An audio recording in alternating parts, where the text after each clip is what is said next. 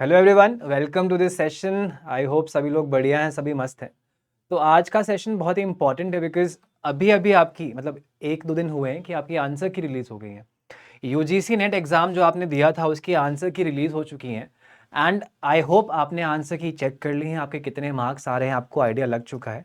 तो उस आंसर की में कुछ क्वेश्चंस ऐसे हैं जहाँ पे कुछ कुछ डाउट्स है बच्चों के। तो जब उस आंसर की को एनालाइज किया गया, उन क्वेश्चंस को देखा गया, तो वहाँ से ये चीज़ निकल के आई कि कुछ क्वेश्चंस ऐसे हैं जहाँ पे आंसर जो हैं गलत दिए गए हैं एनटीए के द्वारा, और कुछ क्वेश्चंस ऐसे थे जिसमें बच्चों को डाउट्स हैं कि यार हमारे हिसाब से आंसर ये होना चाहिए बट एनटी ने आंसर्स ये दिए हैं। तो ये जितने भी डाउट्स हैं आपके, जितने भी क्वेश्चंस हैं जहाँ पे हल्की फुल्की दिक्कत आ रही है, उन पे हम बात करेंगे आज के इस सेशन में। एंड देखते हैं कि किस किस क्वेश्चन को चैलेंज किया जा सकता है, करना चाहिए, और कहाँ कहाँ पे चैलेंज करने के बाद भी दिक्कत आ सकती है। ऐसे कुछ क्वेश्चंस हैं जिन पे हम डिस्कशन करेंगे। तो स्टार्ट करते हैं। Let's start with the first question, जहाँ पे डाउट है बच्चों को और जहाँ पे चैलेंज बनता है, चैलेंज करना बनता है। So this is a question, ये आपके कॉबवेब मॉडल का क्वेश्चन था और आपसे पूछा गया था in a market model lagged supply function lagging with one time period, the convergence of the time path of price towards equilibrium price depends on। यानी कि कॉबवेब मॉडल में कन्वर्जेंस की बात हो रही है। जो आपका सप्लाई फंक्शन है वो एक लैग्ड फंक्शन है, यानी कि आपकी सप्लाई जो है वो पिछले साल के प्राइसेस पे डिपेंड कर रही है। तो इस मॉडल में, इस वाली सिचुएशन में, राइट, जो कॉबवेब बनता है बेसिकली इस तरीके से ना, जो मकड़ी का जाला बनता है, जो हमने पढ़ा हुआ है हमारी क्लासेस में।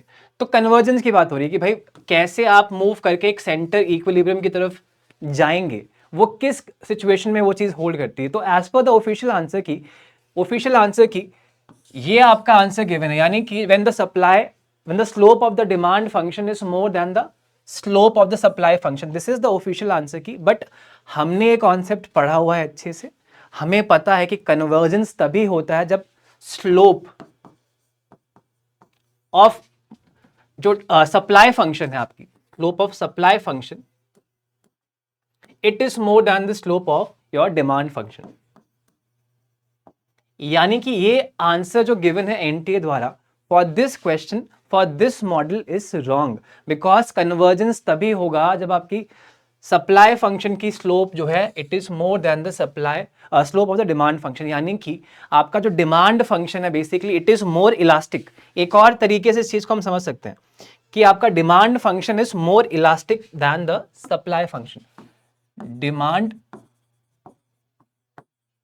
फंक्शन इज मोर इलास्टिक, यानी कि इसकी स्लोप जो है वो लेस है कंपेयर टू द आपका सप्लाई फंक्शन।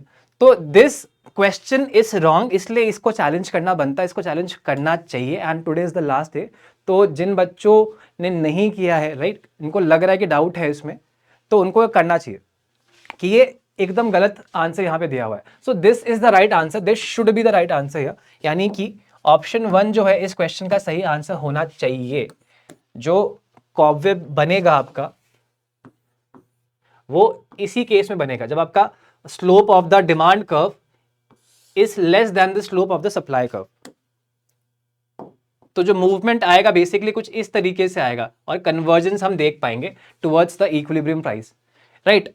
तो ये जो केस बनेगा कन्वर्जेंस का वो तभी बन पाएगा जब slope of supply function is more than the slope of the demand function.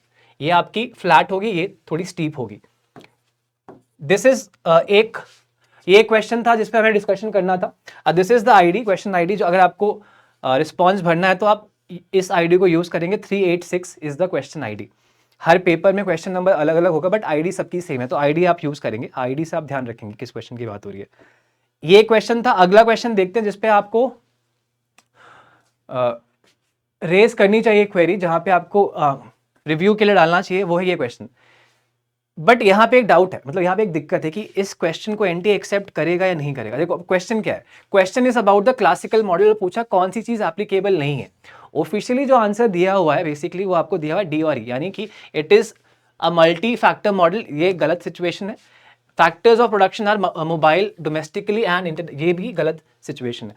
यानी ये दोनों कंडीशन जो है गलत है as per the classical theory of trade. Classical theory of trade की बात हो रही है, क्लासिकल मॉडल जो आपका मैक्रो का है उसकी बात नहीं हो रही, पहली चीज, अगर किसी को कोई दिक्कत है यहाँ पे वो।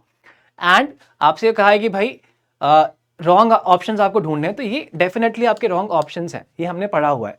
डाउट जो आ रहा है यहाँ पे बच्चों को वो इस पे आ रहा है कि it satisfies zero sum game, zero sum game. तो देखो यहाँ पे कंफ्यूजन कहाँ है कि आप इसको मार्क करेंगे, आपके पास प्रूफ नहीं होगा, आप कहीं से भी ये दिखा नहीं पाएंगे कि भाई जो आपका क्लासिकल मॉडल है, क्लासिकल थ्योरी ऑफ मॉडल, कहीं पे भी ऐसा लिखा नहीं होगा कि भाई वो इस चीज को फॉलो करता है। तो क्योंकि आप प्रूफ नहीं कर पाएंगे, प्रूफ नहीं कर पाएंगे, और क्या पता एनटीए के पास कोई ऐसा सोर्स हो जहां पे ये रिटर्न हो, ये चीज रिटर्न हो, जहां पे उन्होंने इस चीज को सही माना है कि भाई it satisfies zero sum game, right. तो हो सकता है एनटीए के पास ऐसी कोई चीज़ हो, बट फिर भी यहाँ पे एक डाउट बनता है, तो आपको मार्क करना चाहिए इस चीज़ को, इसको रिव्यू करना चाहिए, बिकॉज हमने कहीं पढ़ा नहीं है इस चीज़ को, इसका रेफरेंस नहीं आता है। हो सकता है कि हमने बहुत सारी किताबें ना पढ़ी हो, किसी किताब में दिया हुआ जहाँ से एनटीए ने रेफर किया हो, may be possible, but in general जो एक कॉमन पार्लेंस में जो चीज़ें हैं, राइट, उसमें हम लोग ये चीज़ नहीं पढ़ते, it is not a zero sum game, ठीक है। इसीलिए वो एप्लीकेबल नहीं हो, मतलब इस क्वेश्चन के हिसाब से नॉट एप्लीकेबल वाले उसमें नहीं आएगा, इसीलिए ऑप्शन टेक्निकली जो होने चाहिए वो आपकी सी डी ई होने चाहिए यहाँ पे, लेकिन ऑप्शन जो आपको दिया हुआ है वो डी और ई। तो चैलेंज यहाँ पे बनता है, चैलेंज बनता है, एंड चैलेंज करना भी चाहिए। हो सकता है कि एक्सेप्ट ना हो, because may be there is a place जहाँ पे एनटीए रेफर करके इस क्वेश्चन को बनाया हो, बट फिर भी it is something that should be challenged, and इसकी क्वेश्चन आईडी यूज करके आप इसको चैलेंज कर सकते हो। इसकी आईडी है लास्ट में इसमें 9365, तो this is the question ID that you should use to challenge this question. एक क्वेश्चन ये था जहां पे चांस बन सकता है, आपको करना भी चाहिए। एक और सवाल है जहां पे डाउट है, जहां दिक्कत है, तो डेफिनेटली ये क्वेश्चन ड्रॉप होगा, इसमें तो कोई डाउट ही नहीं है। ये आपके हेसियन का क्वेश्चन है, आपके ऑप्टिमाइजेशन से क्वेश्चन आया हुआ है, जहां पे हम लोग कंस्ट्रेंट ऑप्टिमाइजेशन की जब बात करते हैं तो हम हेसियन को यूज करते हैं, तो H2 हम निकाल के मैक्सिमा या मिनिमा प्रूव करते हैं।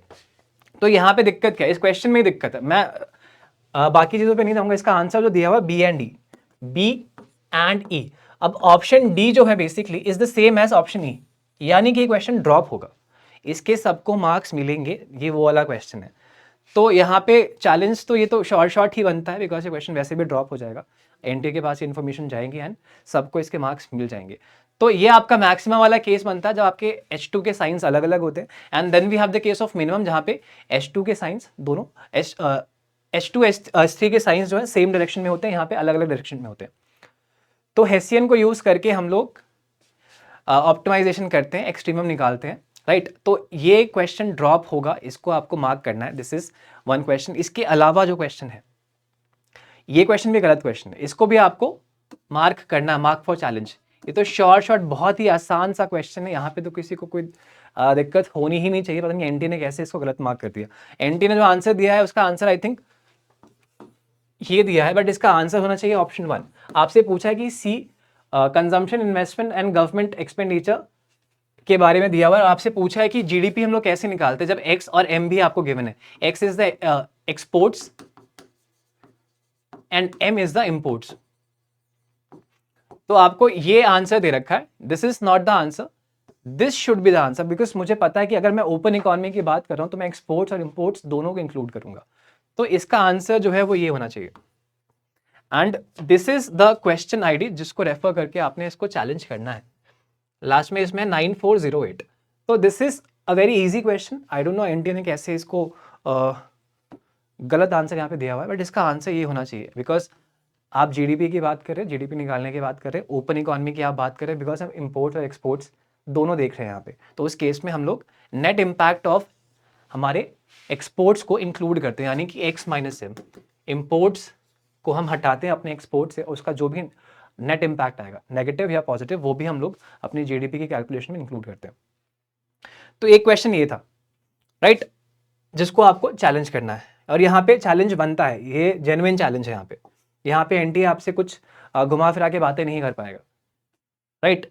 एक और क्वेश्चन है जो, अब ये थोड़ा डाइसी क्वेश्चन है, डाइसी क्वेश्चन है या ट्रिकी कह लो। प्रॉब्लम क्या है? अब देखो यहाँ पे दिया है कि which of the following is not correct, और आपको आंसर दिया है option 2, public borrowing curtains consumption. अब यहाँ पे इस क्वेश्चन में बच्चों को लग रहा है कि ये ऑप्शन जो है गलत दिया हुआ इन्होंने, कि आपसे पूछा है कि कौन सा सही नहीं है, और उनको लग रहा है कि पब्लिक बोरोइंग जो है कंजम्पशन को कम करती है, यानी कि जब गवर्नमेंट बोरो करती है फंड्स तो इससे कंजम्पशन कम होता है, कंजम्पशन कम होता है। तो अगर मैं इन जनरल इसको देखूं तो ये स्टेटमेंट सही है, तो इसका आंसर ये होना नहीं चाहिए कि भाई गवर्नमेंट अगर बोरो करेगी तो बाकी पैसा जो है बाकी लोगों के पास, यानी कि जो इकोनॉमी में पैसा होगा वो कम होगा सर्कुलेशन में, राइट, और रेट्स बढ़ जाएंगे, आपके रेट्स बढ़ जाएंगे, तो उससे क्या होगा, लोग बोरो नहीं कर पाएंगे, बोरो नहीं कर पाएंगे तो कंजम्पशन नहीं कर पाएंगे। तो एक इसका ये आइडिया हो सकता है, लेकिन मुझे लगता है, जो मेरा पर्सनल मुझे लगता है कि मेरा ओपिनियन है यहाँ पे, कि पब्लिक बोरोइंग से कर्टेल कंजम्पशन नहीं होता है। अगर आप गवर्नमेंट के पर्सपेक्टिव से देखो, कंजम्पशन जो है एक ब्रॉड फिनोमेना है। जो एनटीए यहाँ पे आइडिया लगा सकता है, मेरे को लगता है अगर एनटीए इस चीज को रिजेक्ट करेगा तो शायद इसी चीज से कर सकता है। कंजम्पशन जो है एक ब्रॉडर फिनोमेना है, उसमें गवर्नमेंट का अपना कंजम्पशन भी तो आ रहा है। अब ये किस कॉन्टेक्स्ट में सवाल पूछा गया ये यहाँ पे बहुत क्लियर नहीं है, बट जिस हिसाब से आंसर दिया गया, अगर मैं लॉजिकली उस चीज को प्रूव करने जाऊं तो ये बोल सकते हैं कि भाई पब्लिक बोरोइंग से पब्लिक कंजम्पशन भी तो बढ़ रहा है ना। तो उस हिसाब से देखा जाए तो ये स्टेटमेंट गलत होगी, तो उस हिसाब से आंसर सही है इसका।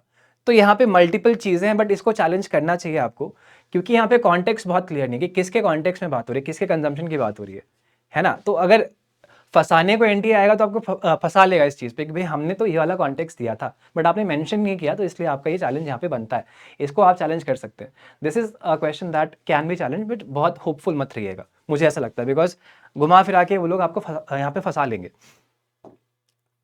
तो आपके ये 1 2 3 4 5 क्वेश्चंस हैं जहां पे चीजें डाउटफुल है। एक क्वेश्चन तो शॉर्ट है जो ड्रॉप होगा, एक क्वेश्चन है जो शॉर्ट है गलत है, 2 क्वेश्चन गलत है, यानी कि 3 क्वेश्चंस ऐसे हैं जहां पे आंसर की आपकी डेफिनेटली चेंज होगी, या एक क्वेश्चन हटेगा यहां से।